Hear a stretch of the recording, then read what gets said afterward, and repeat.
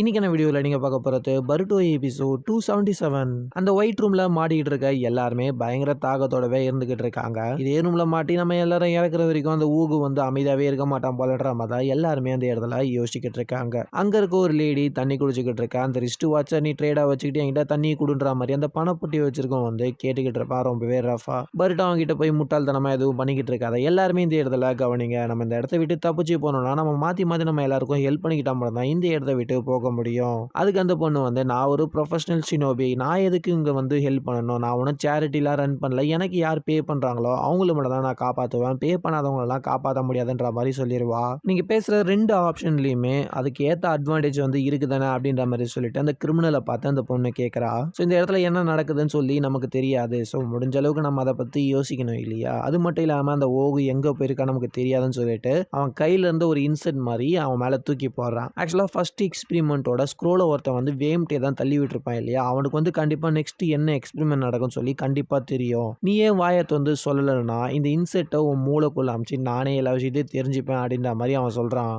நீங்கள் எல்லாம் ஏதோ இல்யூஷனில் இருக்கீங்கடான்ற மாதிரி அவன் ஒரு பக்கம் கத்திக்கிட்டு இருக்க. நாங்கள் இல்யூஷனில் இருக்கோமா இல்லை நீ இருக்கியா, உன் மூளைக்குள்ளே இதை அமைச்சு நானே எல்லாத்தையுமே தெரிஞ்சுக்கிறேன் அப்படின்னு சொல்லிட்டு அவன் காது வழியாக அதை அனுப்புகிறான். உடனே அவனுமே அந்த இடத்துல ஓகு மாஸ்டர் என்னை காப்பாத்துங்க அப்படின்ற மாதிரி சொல்லி கத்த ஆரம்பிச்சிடுறான். ஓகாவுமே அந்த இடத்துக்கு வந்துட்டு என்னோட டெஸ்ட் சப்ஜெக்டை நான் வந்து சரியாக வச்சுக்கல, இதுக்கப்புறம் நீங்கள் எல்லாருமே அந்த ஸ்க்ரோலை வந்து சூஸ் பண்ணுங்க, இது எல்லாத்தையும் கம்ப்ளீட் பண்ணாதான் இந்த மேஸை விட்டு வெளியில் போக முடியுன்ற மாதிரி அந்த ஸ்க்ரோல்லாம் அந்த இடத்துக்கு வந்த உடனே அந்த கிரிமினலுமே இதுக்கப்புறம் யோசி பிக் பண்ணி எல்லாம் ஒரு பிரயோஜனமும் கிடையாதுன்னு சொல்லிட்டு ஒரு ஸ்க்ரோலை எடுத்து ஓப்பன் பண்ணுறான். அதில் லைட்டுன்னு சொல்லி வருது. மறுபடியும் இவங்க எல்லாருமே வேற ஒரு இடத்துக்கு போகிறாங்க. அந்த இடம் பயங்கர இருட்டாக இருக்கு.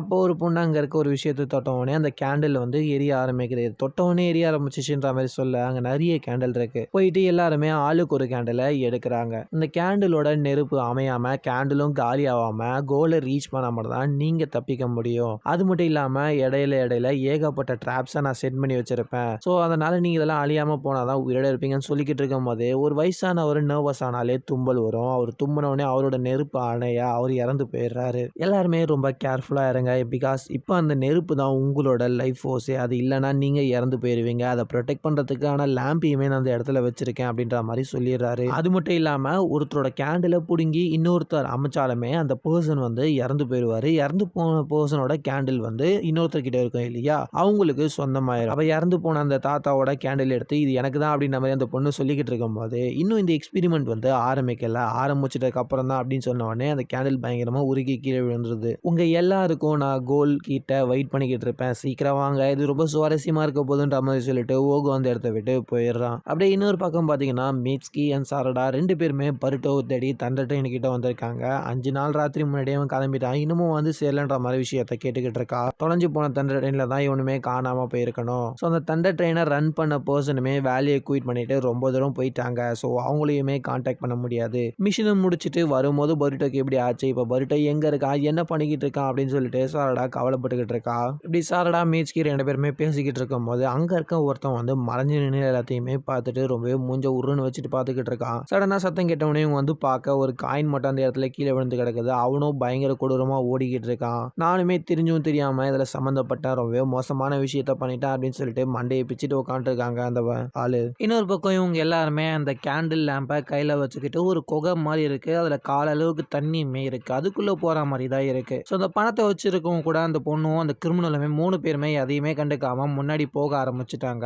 இன்னொரு பக்கம் நம்ம எல்லாம் சேர்ந்து அதை முடிக்க முடியும் அப்படின்னு சொல்லிட்டு இவங்க எல்லாருமே சேர்ந்து போய்கிட்டு இருக்கும் போது எல்லாரையும் காப்பாற்றணும்னு சொல்லிட்டு நீ ரொம்ப கேர்லெஸ்ஸா இருந்துடாத அப்படின்னு சொல்லிட்டு பருட்டோ கிட்ட அவர் சொல்லிக்கிட்டு வந்துகிட்டு இருக்காரு. சடனா பார்த்தா முன்னாடி ஒரு கேட் வந்து மூடிடுது. போறதுக்கு இதான் ஒரே வழி. ஸோ அந்த கேட்டை தூக்கினா மட்டும்தான் இவங்களால போக முடியும். அதுக்கு 2 கையுமே யூஸ் பண்ணும். அதனால பருட்டோ அவனோட லேம்பை வேற யார்கிட்ட நம்பி கொடுத்தாகணும். பட் ஓகோவோட இன்னொரு ஆள் வந்து இதுக்குள்ள இருந்தானா கண்டிப்பா அவன் நம்மளை ஏமாத்த நிறையவே வாய்ப்பு இருக்குன்ற மாதிரி இவங்க பேசிக்கிட்டு இருக்காங்க.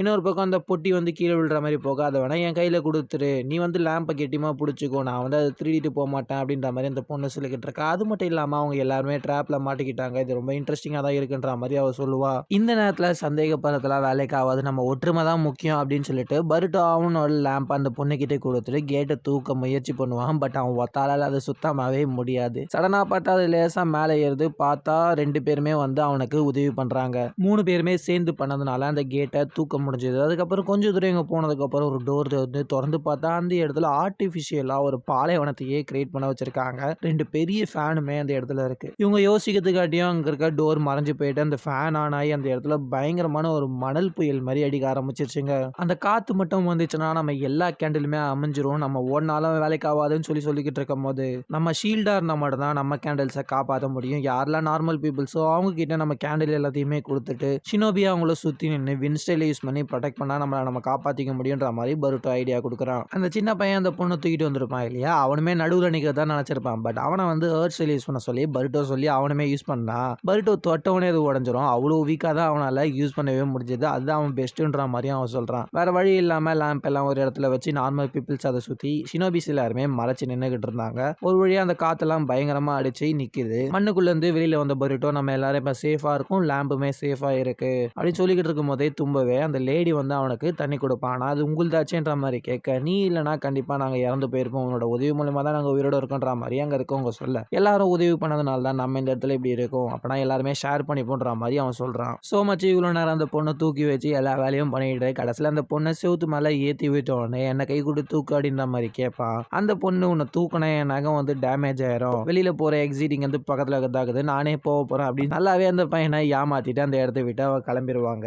இந்தாங்க கடைசி தண்ணி உங்களுக்கு தான்ற மாதிரி பர்ட் அந்த இடத்துல கொடுக்கும் போது அவங்க அந்த இடத்துலயே மயங்கி விழுகிறாங்க. என்ன அப்படின்னு பாத்தீங்கன்னா அவங்களோட கேண்டில் மொத்தமாவே மெல்ட் ஆகி அந்த இடத்துல உருகி போனதுனால அவங்க இறந்து போறாங்க. அந்த இடம் யூஸ்வலா இருக்கிறத விட ஓவர் ஹீட்டா இருக்கிறதுனால எல்லாரோட கேண்டலுமே ரொம்ப ஃபாஸ்டா மெல்ட் ஆக ஆரம்பிச்சிருச்சு. இவங்க எல்லாரும் அந்த டோரை கண்டுபிடிச்சு போகும்போது சடனா யாரோ பர்ட்டோட காலை பிடிக்கிறாங்க. பார்த்தா அது அந்த பையன் தான். அந்த பொண்ணு என்ன நல்லா யூஸ் பண்ணிக்கிட்டு என்னை விட்டுட்டு போயிட்டு என்னை காப்பாத்துங்கன்ற மாதிரி கேட்கறான். உள்ள வந்த உடனே அந்த இடத்துல 2 லிஃப்ட் இருக்கு. ஆல்ரெடி அவங்க வந்தவங்க யாருமே ஒரு லிஃப்ட்ல இருக்காங்க. அந்த பொண்ணு வந்து ருக்கிச்சி வந்து ரொம்பவே ஸ்ட்ராங்காகவும் டிபெண்டபிளாகவும் இருக்கான்ற மாதிரி அந்த பையன் கிட்ட சொல்லிக்கிட்டு இருக்கா. ஓகோ அந்த இடத்துல கஷ்டப்பட்டு இந்த எக்ஸ்பெரிமெண்ட் வந்து முடிச்சு இவ்வளவு தூரம் வந்திருக்கீங்க, உங்களுக்காக ஒரு போனஸ் ஸ்டேஜ் தான் இது. இந்த இடத்துல 2 லிஃப்ட் இருக்கு. 2த்துல ஒன்று வந்து ஃபாஸ்டா கோலை வந்து ரீச் பண்ணிடும், இன்னொரு வந்து நார்மலா தான் போகுன்ற மாதிரி அந்த இடத்துல சொல்லிடுவான். இதை கேட்ட உடனே நார்மலா இருக்க 2 பர்சன் வந்து ஆல்ரெடி அந்த கிரிமினல்லாம் இருப்பாங்க இல்லையா, அந்த லிஃப்ட்டுக்குள்ள போயிட்டு என்னோட கேண்டில் வந்து அலையிறாம இருக்கு, நாங்க ஃபர்ஸ்ட் போயிடுறோன்ற மாதிரி அவங்க 2 பேருமே சொல்லிடுறாங்க. மிச்சம் இருக்க 6 பேருமே இன்னொரு லிஃப்ட்ல வந்து பார்க்க அந்த லிஃப்ட் வந்து பயங்கர ஸ்லோவா மூவ் ஆகுது. ஈவன் மூவ் ஆகிற ஃபீல் கூட அவங்களுக்கு இல்லை. இதே நிலைமை போச்சுன்னா மேலே போய் சேர்றதுக்கு 30 நிமிஷமாச்சு ஆகும். ஆனால் இவங்க கேண்டில்ஸ்லாம் ஒரு 15 நிமிஷம் அந்த மாதிரி தான் தாக்கு பிடிக்கும். ஸோ ஓகு வந்து இவங்க எல்லாரையுமே கொல்றதுக்கு பிளான் போட்டுட்டான் அப்படின்ற மாதிரி உங்களுக்கு புரியுது. அப்பதான் பக்கத்துல இருக்கான் சொல்லுவான், அப்ப நம்ம உயிர் பொழைக்கணும்னா ஒரே ஒரு விஷயம் மட்டும் தான் இருக்கு, இன்னொருத்தரோட கேண்டில திருடி அதை நம்ம பயன்படுத்திக்கிட்டா மட்டும் தான் நம்ம உயிர் தப்பிக்க முடியுன்ற மாதிரி சொல்ல,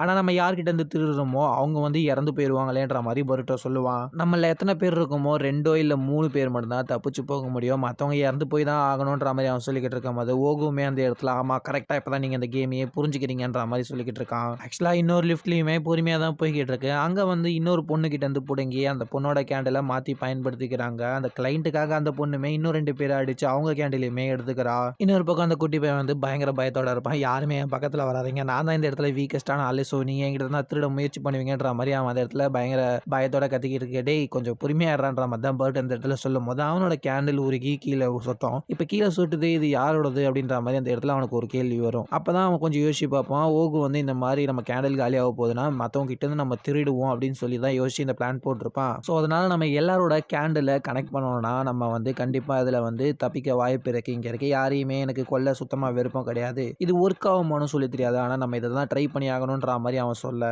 இந்த கிரிமினல் குரூப்ல 3 பேர் மட்டும் தான் வந்திருப்பாங்க. அந்த பொண்ணு 2 பேரை கொண்டதுனால அவ கையெல்லாம் ரத்தமா இருக்கும், மூஞ்சிமே ஒரு மாதிரியா இருக்கும். இதை பார்க்கும் போதே ரொம்ப வித்தியாசமா எக்ஸ்பிரஷனா தான் இருக்கு, ஃபன்னா இருக்குன்ற மாதிரி ஓகு அந்த இடத்துல சொல்லிக்கிட்டு இருக்கும் போது இன்னொரு பக்கம் நம்ம பருட்டோ கூட வந்தவங்களுமே வருவாங்க. 5 பேருமே அந்த ஒரு கேண்டில் ஹோல்ட் பண்ணிக்கிட்டு வர ஃபன்னான ஒரு விஷயம் தான் நீங்க பண்ணிருக்கீங்கன்ற மாதிரி அவன் சொல்லுவான். இது மூலயமா ஓகுக்கு அவங்க அந்த மாதிரி 5 கேண்டில் சேர்த்து வச்சு இந்த மாதிரி வந்தாங்கன்னா ஒரு விஷயம் அவங்க சாக மாட்டாங்க, பிளஸ் தப்பிக்கவும் செய்வாங்கன்ற ஒரு டேட்டா வந்து அவனுக்கு கிடைச்சிருச்சு. நீங்க எல்லாருமே மறுபடியும் அந்த இடத்துக்கு போவீங்க, அடுத்த எக்ஸ்பெரிமெண்ட் இதை விட மோசமாகவும் பயங்கரமாகவும் இருக்குன்ற மாதிரி சொல்லிட்டு மறைஞ்சு போயிடுறான். இன்னொரு பக்கம் இவன் வேகமா பயந்து ஓடிக்கிட்டே இருக்கான். நம்ம சாரடா மீட்கி ஃபாலோ பண்ணிக்கிட்டே உங்ககிட்ட பேசதண்டா வந்திருக்குன்ற மாதிரி சொன்னாலுமே அவன் அந்த இடத்துல எதையுமே கேட்காம ஓடிக்கிட்டே இருக்கான். ட்ரெயினோட லிவர்ல முட்டி கீழே விழுந்துட்டு அதுக்கப்புறம் மறுபடியும் ஏஞ்சி ஓடும் போது தான் அப்பதான் இவங்க 2 பேரும் அந்த விஷயத்தையே நோட் பண்ணுவாங்க. இந்த லிவரை யாரோ ரீசெண்டா மாத்திருக்காங்க அப்படின்ற மாதிரி மீட்கி கண்டுபிடிச்சு அவனை ஃபாலோ பண்ணி போகும்போது இந்த இடத்துல தான் தண்டர் ட்ரெயின் வந்து காணாம போச்சான்ற மாதிரி கேட்பாங்க.